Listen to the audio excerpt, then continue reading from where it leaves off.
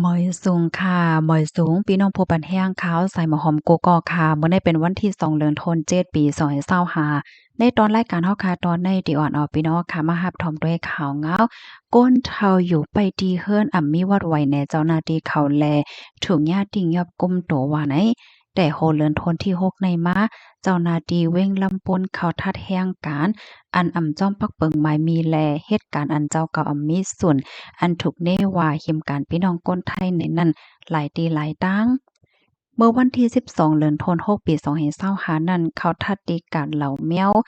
ว่างผางเจเว้งหนองล่องเจตอนลำปุ้นเมื่อวันที่25เดือนธันวาคมปี2025นั้นก็เข้าทัดเทียงละลายตีในลำปุ้นสีเข้าทัดป้าตีเฮิรนคัดหลังหนึ่งค่ะตีนั้นนั่นในย่าเมปาอายุ60ปลายเป็นก้นไตเนี่ยค่ะเนาะเจ้าหน้าที่ย้อนด้วยวัดไหวเมปาเพราะว่าเมปามีวัดไหวแหน่ไหนก็เขาในก็ก้มโตเมปากว่าตีโค้งปลีกว่าไหนแห่งการใต้ตีลำปนก่อนหนึ่งลันในตีขาวใส่หมอหอมว่าเฮิรนตีอันเขาอยู่นั่นมันเป็นเฮิรนคาเท่นั้นค่ะเมื่อเจ้าหน้าที่เขามาทัดนั่นในก็มาคบยาเมปาอยู่ไว้ดีเฮิรนนั่นน่ะเนาะเขาในก็ย้อนด้วยวัดไหวเฮ็ดจังไหนค่ะเมปาในเมื่ออ่อนตั้งในก็มีไว้แห่งการเฮ็ดวัดแห่งการเฮ็ดนั้นก้อยกาว่าอิงเนออายุใหญ่มาวัดก็สืบต่อเสอยู่ไว้จ้อมลูกจ้อมหลานเฮ็ดจังไหนข้าวตั้ง10ปี20ปีป่นมาในตอนยาเจ้าหน้าที่เขามาย้อนทัดเฮ็ดจังไหนเสปอกก้อยกาว่าเมื่อเหลียวได้ก็เปิ้นมาย้อนทัดเพราะว่ามีวัดไว้แหน่ก็ย่าห้องกว่าที่โฮงปลิกนั่นยาวค่ะเตหันเลยว่าเมื่อเหลียวในเปิ้นทัดแห้งแต่ค่ะก้นเฒ่าก้นแก่ก้นอายุใหญ่และเจ้าไหนก็ลอดยาวค่ะว่าไหน มื้อเลียวเจ้าหน้าที่ในเข้งแข็งกดทัดกูตีกูตั้งโตตั้งจึงเมืองค่ะเนาะเลอสินั่นก็ยังมีรองย้อนตั้งโฮมมือถึงกวนหวานกวนเมืองในปื้นตีไหลปื้นตีนั้นสังว่าหันถึงสังว่าหันลองหลักๆหลายๆเพราะว่าในจึงไฮไลท์ตึงลาดเจ้าหน้าที่ภูมิปนพรเขาและโยตาสิว่าเฮ็ดจังไหน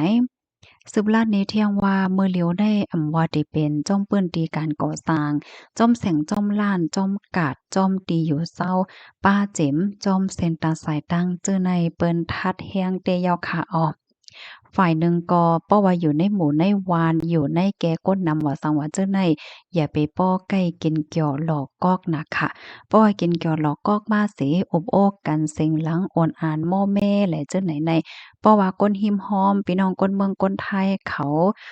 เปิ้นลักไลเปิ้นก้ายตาว่าสังว่าเฮ็ดไหนจึงเปิ้นจางแจงจางตึงลาเจ้าหน้าที่เขาไล่เพราะว่าเจ้าหน้าที่เขามาทัดไหนก็เปิ้นก็เต็มทัดเมียวเหลียวให้ไหนค่ะนะก้นที่วัดไว้มันเต็มโทน5 2 5แล้วเจ้าไหนก็มันเตจางป้ากันหยับกว่าเสียงหมดค่ะ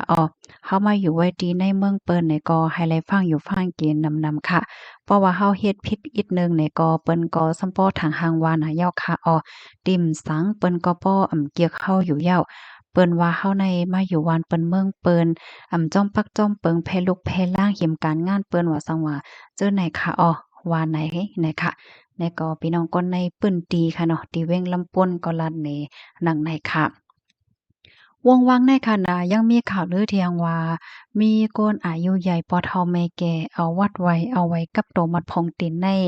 อันไหว้ปันตีเจ้าหน้าที่ภูมิพลพรตั้งฝั่งเมืองใต้เมืองโฮมตุมเซเฮ็ดไว้ข้ามเมืองเนาะเข้าเมืองไทยเพราะว่าถึงวันเหย้าเนี่ยก็ปอกไหวมากขึ้นตีในเมืองไว้กับโตก็แปลว่าอยู่เฮ็ดจังนั้นเฮแล เจ้าหน้าที่ตั้งฝั่งเมืองโฮมตุมกอจังเลยตึงลัดลองตั้งเจ้าในถึงดีตั้งเจ้าหน้าที่ฝ่ายตั้งเมืองไทยไหลโหหนังในค่ะค่ะเนี่ยก็เป็นเงาไล่อันเป็นอยู่พ้องย่ามเหลียวในนะคะนังเฮอพี่น้องค่ะบ่ได้ไล่รับถอมไล่รับโหแลจังไลฟังอยู่ฟังกินกันนำนั่นก็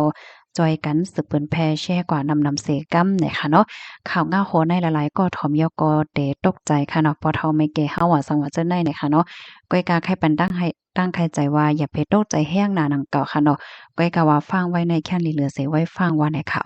ค่ะในก็ยินจอมใหญ่นำถึงพี่น้องเฮาค่ะในเวงลำปนเนี่ยค่ะเนาะพี่น้องแห่งการเฮาค่ะก็หนึ่งตีลำปนตีป่องแรงลัดในเงาไล่ลองตั้งเปิงเป็นบ้านในค่ะยินจอมใหญ่นำค่ะค่ะมอยสูงค่ะ